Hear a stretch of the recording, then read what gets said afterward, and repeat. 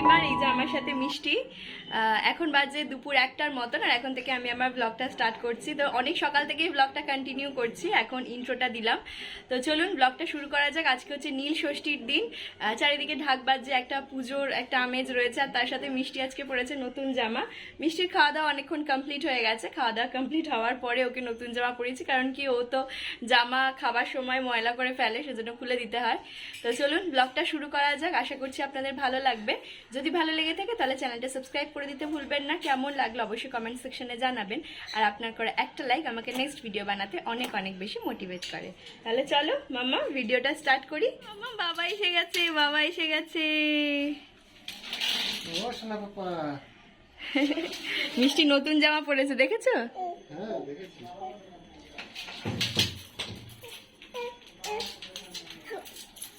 কেমন করছে দেখো।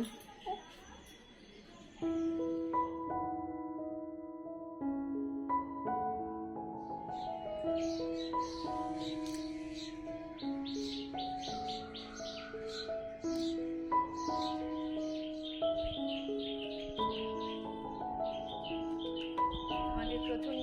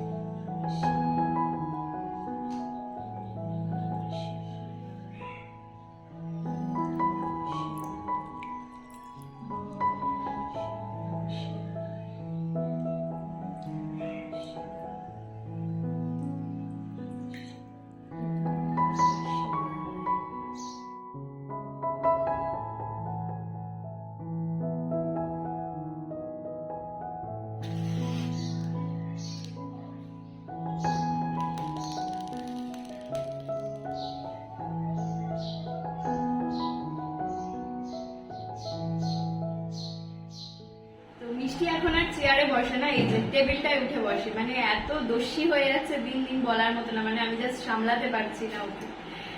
মানে চেয়ারে খাওয়াতে বসাবো, এরকম এই দিকটায় বসে পড়বে, এই দিকটায় বসে পড়বে। মানে পড়ে গেলে কি অবস্থা হবে তাই আমি ভাবছি। মামা পড়ে গেলে একদম মাথা ভাঙবে তোমার। ওই দেখো মাথায় হাত দিচ্ছে।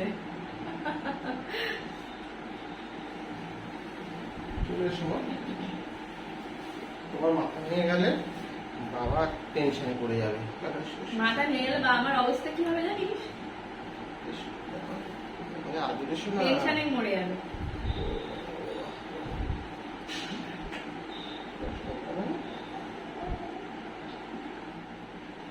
তো আমরা দুজনেই পুজো দিয়ে এসে কালকে কান্ট্রি ডিলাইট থেকে ডাব অর্ডার করা ছিল, এই ডাবের জল খাচ্ছি। আর সত্যি কথা বলতে ওজন কমাতে, সেদিনকে দেখলাম একটা আর্টিকেলে, ওজন কমাতে ডাবের জল একটা বিশেষ ভূমিকা রাখে। আর তার সাথে সাথে সারাদিনে কিন্তু প্রচুর এনার্জি দেয়। মানে এই যে ডাবের জলটা খেয়ে নিলাম, মাঝখানে যদি আর কিছু নাও খাই তাও মনে হয় হয়ে যাবে। তো আগের দিন আমি ইউএসজি করাতে গিয়েছিলাম, সেই সময় জাস্ট ডাবের জলটা খেয়ে গিয়েছিলাম। মানে ওখানে অনেকটা বেলা হয়ে গিয়েছিল আর কি, 2-2:30 বেজে গিয়েছিল। মানে তখন আমার খিদে পাইনি, মানে এতটাই এনার্জি দেয় ডাবের জলটা। তবুও আমরা মাঝে একটা ব্রেকফাস্ট করি, দুধ, কর্নফ্লেক্স বা অন্য কিছু। তো সকালবেলায় একটা করে ডাবের জল বা এভরিডে একটা করে ডাবের জল মানে শরীরে যে একটা চেঞ্জেস আসে বা একটা আলাদা এনার্জি দেয় সেটা বুঝতে পারি। আর কান্ট্রি ডিলাইট একটা এসে ভীষণ ভালো হয়েছে, তার কারণ হচ্ছে প্রত্যেকদিন সকালে ডাব, দুধ এগুলো দিয়ে চলে যায়, আলাদাভাবে কোনো হেডেক থাকে না। আর ভারী ডাব বয়ে কিনে নিয়ে আসা খুবই অসুবিধাজনক। তো এইদিকে খুব ভালো হয়, একদিকে সকালবেলা ডাবটা পাওয়া যায়। সকালবেলায় যখন পুজো দিতে গিয়েছিলাম মিষ্টি তখনও ঘুমোচ্ছে। তো সকালে যে সমস্ত কাজগুলো থাকে সেগুলো ফেলে রেখেই তারপর স্নান করে পুজো দিয়ে কমপ্লিট করে রেখে এসে তারপর বাকি কাজগুলো করছি। আর মিষ্টিকে তো ব্রেকফাস্ট করানো হয়েই গিয়েছে। মিষ্টি এখন একটু খেলাধুলা করবে, তার মাঝখানে আমি ওর জামা কাপড়গুলো কেচে নিচ্ছি। আজকে শুধুই মিষ্টির জামা কাপড় কাচবো, আমাদের জামা কাপড়গুলো এখন কাচবো না।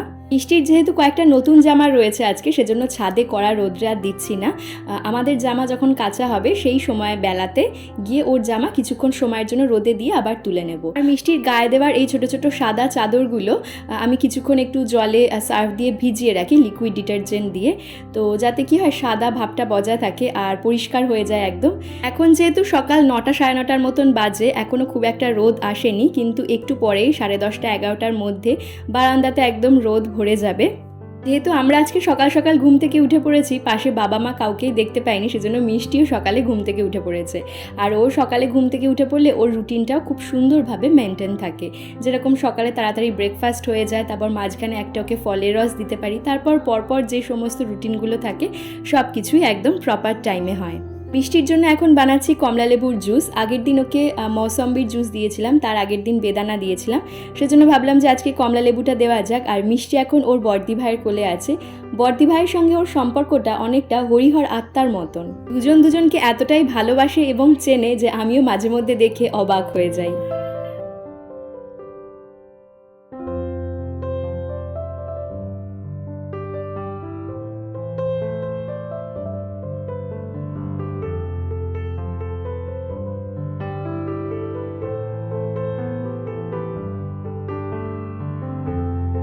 ম্যাডামকে আমি কিছুটা সময় নিজের হাতে করে খাইয়ে দিলাম, এখন আবার ম্যাডাম নিজের হাতে করে খাবে। দেখতেই পাচ্ছেন নিজেই বোতলটা নিয়ে নিয়েছে। সেদিনকে আমার কমেন্ট সেকশানে 2-1টা কমেন্ট বেশ চোখে পড়ার মতন। একজন লিখেছে দেখলাম, মেয়েটাকে এত খাওয়াও, এত কিছু খাওয়াও, এত রুটিন পালন করো, তা সত্ত্বেও মেয়েটা রোগা। এছাড়া এত কিছু খাওয়ানোর পরেও মেয়ে এত শুকনো। তাদের উদ্দেশ্যে কিছু কথা বলতে চাইবো। বাচ্চারা মোটা হলেই যে একমাত্র সে সব দিকে পারদর্শী হবে, সে অনেক বেশি অ্যাক্টিভ হবে এবং তাদের সব কিছু ঠিকঠাক হচ্ছে, এমন কিন্তু কোনো কথা নেই।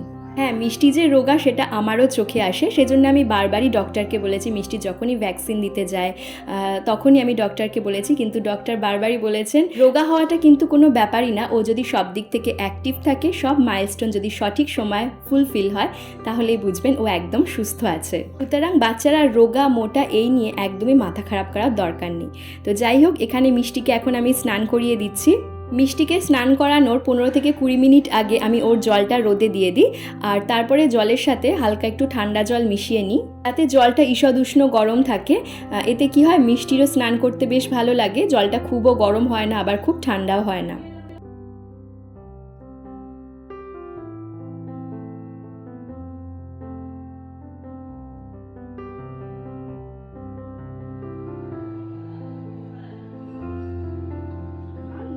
পড়বে তো আজকে মিষ্টি?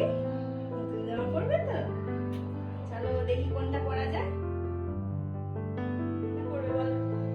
আরো আছে, এটা পরি? এটা পরি? এটা হ্যাঁ,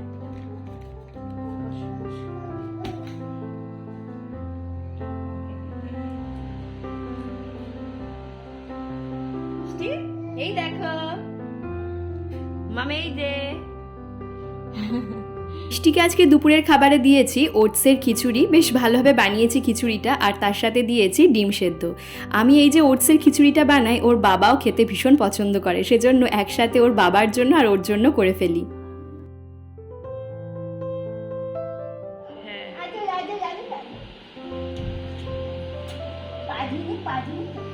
দেখো দেখো দেখো মিষ্টি, মিষ্টি যাচ্ছে, টিপ পরানো নেই, সময় পাইনি। আমি টিপ পরিয়ে দিয়ে একটু সাজিয়ে করে দিয়ে চা খাচ্ছে। থামি কোথায়? থামি থামি থামি কোথায়? থামি থামি। মিষ্টি প্রায় সময় বিছনা ভিজিয়ে দেয়, এছাড়া বিছনায় পটিও করে ফেলে। তো তার জন্য আমরা আগের দিন একটা ওয়াল ক্লথ কিনেছিলাম, কিন্তু ওয়াল ক্লথটা বিছনায় পাতার পরে এত অসুবিধা হচ্ছিল যে বলার মতন নয়। তারপর অ্যামাজনে এই ভালো জিনিসটা খুঁজে পেলাম। তো আপনাদেরকে অবশ্যই আমি রেকমেন্ড করব, আপনাদের যে সমস্ত ছোট বেবিরা রয়েছে যদি বারবার বিছনা ভিজিয়ে ফেলে বা বিছনায় পটি করে, তাহলে ডেফিনেটলি আপনারা এটা কিনতে পারেন। যেহেতু এটা কিং সাইজ বেডের জন্য আমি অর্ডার করেছিলাম, কিং সাইজ বেডের জন্য একটু ছোট এটা, কিন্তু নো ডাউট ভীষণ কাজের হয়েছে। আমি কমেন্ট সেকশনে ডেফিনেটলি লিঙ্কটা শেয়ার করে দেব, আপনারা চাইলে সেখান থেকে বুক করতে পারেন, অথবা অ্যামাজনে গিয়ে লিখতে পারেন ম্যাট্রেস প্রোটেক্টর। এটা সিস্টেমটা ভীষণই সুন্দর রয়েছে। এটা যে তোষক রয়েছে, তোষকের সঙ্গে একদম অ্যাটাচ করে দেওয়া যায় এইভাবে, আর চাদর পাতলে সেটা সরে যাওয়ার কোনো রকম কোনো প্রবলেম হয় না। আমি এবারে পয়লা বৈশাখের জন্য 2টো নতুন চাদর কিনেছি, তো আজকে নীল ষষ্ঠীর দিনই একটা চাদর পেতে ফেললাম।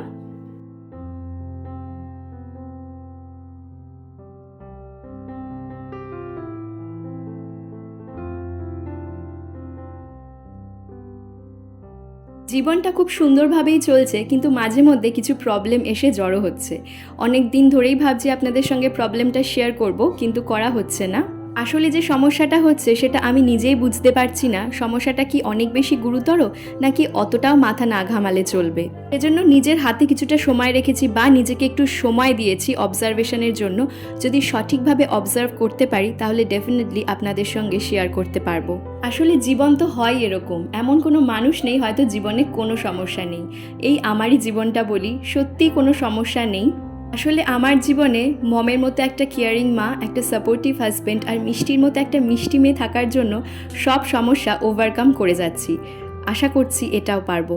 মিষ্টির জন্য আজকে রাতে সুজি ড্রাই রোস্ট করে রাখবো, আর তার সাথে ওকে রাত্রে আজকে দেবো দুধ সুজি। সুজি ড্রাই রোস্ট করা থাকলে খুবই উপকার হয়, এবং সেটা ব্রেকফাস্টেও দেওয়া যায়, কখনো কখনো এরকম রাতেও দেওয়া যায়। 2-3 দিন হলো মিষ্টিকে কাউ মিল্ক দেওয়া শুরু করেছি এবং মিষ্টির কোনো সমস্যা হচ্ছে না। তো সেজন্য আমি তো ভীষণই খুশি, কারণ ন্যানপ্রো আর দিতে ওকে ভালো লাগে না সেই ছোটোবেলাকার মতন। কমেন্ট সেকশনে আপনারা অনেকেই জিজ্ঞেস করেন মিষ্টিকে এখনও ব্রেস্ট ফিডিং করায় কিনা। ডেফিনেটলি মিষ্টি যদি ব্রেস্ট ফিডিং না করে তাহলে ও রাতে ঘুমোতে যায় না, বা যখনই ও ঘুমোতে যাক না কেন ব্রেস্ট ফিডিং না করে ও কখনোই ঘুমোতে যায় না। এটা ওর একটা কি বলবো, ওকে অনেক বেশি কমফোর্ট দেয়। ওর মনে হয় যে আমি ওর কাছে রয়েছি, এবং অনেক বেশি সেফ ফিল করে বলে ওর ঘুমটাও ভালো হয়। তো যাই হোক, মিষ্টি সুজিতে আজকে একটু অ্যাড করলাম তাল মিছরি। তো এখানে ওর সুজি বানানো একদম কমপ্লিট। লাস্টে দিয়ে দিচ্ছি এর মধ্যে একটু চপড পেস্তা বাদাম। মিষ্টিকে খাওয়ানোর পরে রাতে আরও বেশ কয়েকটা কাজ রয়েছে, যেরকম যে কাজগুলো করে আমি ঘুমোতে যাই, মিষ্টির জন্য বাদাম ভেজানো, নিজের জন্য ছোলা ভেজানো, এখন নতুন করে দই পাতা শুরু করেছি। আর দুধ জাল দিলেই এখন একটা ইন্টারেস্টিং ব্যাপার হচ্ছে, দুধের ওপরে একটা শর্ট থাকবে, আর সেটা আমি এই বাটিতে তুলে রাখবো মিষ্টির জন্য ঘি তৈরি করব বলে।